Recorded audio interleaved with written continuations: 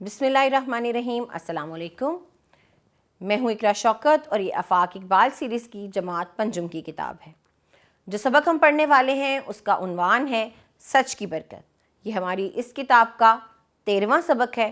हासिलात ताल्लुम को आप अपनी स्क्रीन पर देख सकते हैं और इसके अहम अल्फाज हैं दिलचस्प, सबक आमोज़, मुसीबत, तहैया, अशरफियाँ, हैरत ज़दा और खसलत। चलिए मतन का कुछ हिस्सा पढ़ते हैं। अल्लाह ताला ने सरदार के दिल में ईमान की शमा रोशन कर दी।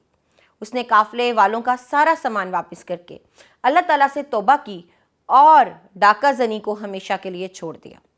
सलमा बाजी ने कहानी को इस मोड़ पर रोककर आसिम और आलिया की तरफ देखते हुए पूछा, जानते हो बच्चों वो नो उम्र लड़का कौन था? बच्चों ने बड़े इश्तियाक से सवाल किया। बताएं बाजी। बाजी ने मुस्कुराते हुए बताया, वो शेख अब्दुल कादिर जिलानी रहमतुल्लाह अलैह थे, जो तालीम हासिल करने अपने वतन मदाइन से बगदाद जा रहे थे। इनके सच बोलने की बरकत से पेशावर डाकू तौबा करके नेक बन गए। बताओ भला झूठ बोलना कैसी आदत है और सच बोलना कैसी खसलत है? मैं भी तो देखूं आपने इस कहानी से क्या सबक सीखा। बाजी ने दोनों बच्चों से सवाल किया।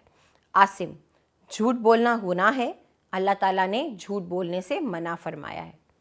तो यकीनन इस इतने से पैराग्राफ से भी आप समझ गए होंगे कि इस सबक का मौजू क्या है। सच की बरकत है और यहाँ पर मिसाल भी कितनी अजीम मिसाल दी गई है शेख अब्दुल कादिर जिलानी की। इससे सबक सीखिए और सच्चाई को अपनी ज़िंदगी में शामिल कर लीजिए। आगे बढ़ते हैं, अल्फाज के मानी को देखते हैं। गर्ज मतलब या लालच, गरजदार ज़ोरदार, तहैया पुख्ता इरादा, इत्मीनान सकून, नाफरमानी हुक्म ना मानना, खसलत आदत। बादज़ां ये कुछ सवालात हैं जिनके जवाब आपको देने हैं। पहला सवाल ये है, नो उम्र लड़का काफ़िले के साथ क्यों सफ़र कर रहा था? तो वो तालीम हासिल करने के लिए अपने इलाके से बगदाद की तरफ सफ़र कर रहा था। अगला सवाल, नो उम्र लड़के की माँ ने उसे क्या नसीहत की थी? उसने नसीहत की थी कि हमेशा सच बोलना। लड़के के सच बोलने पर सरदार ने क्या सोचा? उसने सोचा कि ये अपनी माँ का हुक्म मान रहा है और मैं खालिक के कायनात का यानी अपने रब का हुक्म भी नहीं मान रहा। अब आप बाकी के तमाम सवाल पढ़िए और उनके जवाब दीजिए। बादज़ां ये कॉलम आपको मिलाना है, जिसमें कॉलम अलिफ में कुछ जुमले हैं और कॉलम बे में, दोनों को मिलाकर आपको एक मुकम्मल जुमला करना है। इस तरह से आप इस सरगर्मी को मुकम्मल कीजिए। आगे आइए और इन जुमलों को ज़रा गौर से सुनिए और इनमें जो बेरब्ती है उसकी निशानदही करके जुमले दोबारा सुनाएं। बोलना गुनाह है झूठ, तो बेरब्ती तो है, जुमला दुरुस्त तरतीब से नहीं है, तो इसको दुरुस्त तरतीब दीजिए। झूठ बोलना गुनाह है कि तौबा अल्लाह ताला से ने सरदार, तो सरदार ने अल्लाह ताला से तौबा की। नो उम्र लड़के को ले गए सरदार के पास, तो क्या है जी? नो उम्र लड़के को सरदार के पास ले गए। इसी तरह हमारे पास एक और सवाल है। सवाल ये है कि सबक सच की बरकत से मुतल्लिक आपस में बातचीत करें और अपने पसंदीदा किरदार के बारे में चंद जुमले बोलें। यानी कौन सा किरदार आपको इस सबक में पसंद आया और क्यों पसंद आया ये भी बताइए। ज़ुबान शनासी क्या है? ये किसी ख़ास इस्म यानी ख़ास शख्स, जगह या चीज़ के नाम को हम क्या कहते हैं? जी हाँ, हम इस्म मारफा कहते हैं, जिसमें हम किसी ख़ास शख्स, जगह या चीज़ का तस्करा करते हैं। इस्म मारफा की 4 इक़साम होती हैं। इस्म अलम, ज़मीर, इशारा और मौसूल। सबसे पहले ये कुछ जुमले सुनिए। बादशाही मस्जिद लाहौर में वाक़ है। गालिब उर्दू के शायर हैं। अहमद को प्यार से मुन्ना कहते हैं। हज़रत इब्राहीम खलीलुल्लाह बहुत बड़े पैगंबर थे। तो क्या है यहाँ पर जो अल्फाज नुमाया हैं? पहले जुमले में बादशाही मस्जिद, दूसरे में गालिब, तीसरे में मुन्ना, चौथे में खलीलुल्लाह। ये इस्म अलम है, वो इस्म जो किसी ख़ास शख्स की पहचान की अलामत के तौर पर इस्तेमाल हो, उसे इस्म अलम कहते हैं। जैसे आपने देखा। अब आपको ये सरगर्मी मुकम्मल करनी है और उससे पहले इन जुमलों को सुनना है। जैसे हामिद 5वीं जमात में पढ़ता है, वो हर जमात में अव्वल आता है, वो को नुमाया किया गया है। आगे क्या है? आलिया اچھی مقررہ ہے، کل اس نے اسکول میں تقریر کی۔ تو یہاں آپ نے دیکھا وہ اور اس کو نمایاں کیا گیا ہے۔ یہ کیا ہے؟ یہ ہے اسم ضمیر۔ کیا ہے؟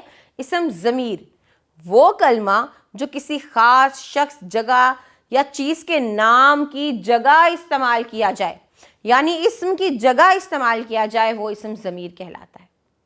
یہاں کچھ الفاظ ہیں جیسے وہ، کلیم اللہ، اس، ٹوٹ بٹوٹ، شاعر مشرق۔ آپ نے اس میں سے اسم علم اور اسم ضمیر کو الگ کرنا ہے۔ بہت آسان ہے، وہ اور اس اسم ضمیر ہیں اور باقی تینوں کیا ہیں؟ اسم علم ہیں۔ بعد ازاں آپ نے ان کو جملوں میں بھی استعمال کرنا ہے۔ اگلی سرگرمی دیکھیے، آپ نے ان جملوں کو غور سے پڑھنا ہے اور سمجھنا ہے۔ باجی نے سبزی کاٹی۔ اب یہاں پر ہم کیا تصور پڑھنے والے ہیں؟ جیسے ہم نے فاعل کی فعل کے ساتھ مطابقت بنائی تھی، یہاں ہم کیا کریں گے؟ مفعول کی فعل کے ساتھ مطابقت بنائیں گے۔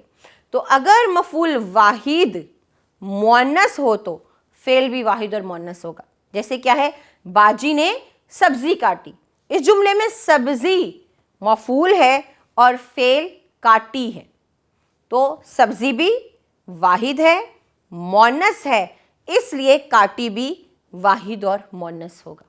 رضا نے اخبار پڑھا۔ اب اخبار یعنی کہ مفعول واحد تو ہے لیکن مذکر ہے، تو ہمارا پڑھا یعنی کہ فعل بھی کیا ہوگا؟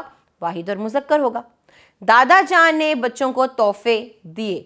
اب یہاں پر مفعول یعنی تحفے جمع ہے، مذکر ہے، تو ہمارا جو فعل ہے وہ بھی جمع اور مذکر ہوگا۔ اسے کہتے ہیں مطابقت بنانا۔ اب آپ کو یہی مطابقت قائم کرتے ہوئے ان جملوں میں درست فعل لگا کر جملوں کو مکمل کرنا ہے۔ ابو جان نے اخبار پڑھا، عائشہ نے کہانیوں کی کتابیں خریدیں، لڑکیوں نے اسکول دیکھا، فاطمہ نے سکے جمع کیے۔ یوں سرگرمی مکمل کیجئے اور آگے لکھائی کی مہارت کی طرف آئیے۔ یہاں آپ کو ایک درخواست لکھنی ہے جو کہ بیماری کی وجہ سے رخصت کی درخواست ہوگی، اور آپ نے اسے لکھنا ہے اپنے اسکول کے ہیڈ ماسٹر یا ہیڈ مسٹریس کے نام۔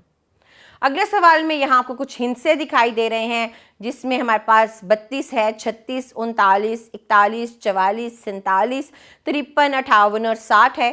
آپ کو اس کو لفظی گنتی میں لکھنا ہے۔ مہارت حیات کا سوال یہ ہے کہ لائبریری سے کہانیوں کی کوئی کتاب لا کر برائی کا انجام برا، اس موضوع پر کوئی کہانی پڑھیں اور پھر کمرہ جماعت میں اپنے دوستوں کو بھی سنائیے۔ یہ بھی بتائیں کہ آپ نے اسی کہانی کا انتخاب کیوں کیا، یعنی یہ آپ کو کیوں پسند آئی۔ یہاں ہمارا سبق ختم ہوا۔ اپنا خیال رکھیے گا، اگلے سبق میں ملتے ہیں۔ خدا حافظ۔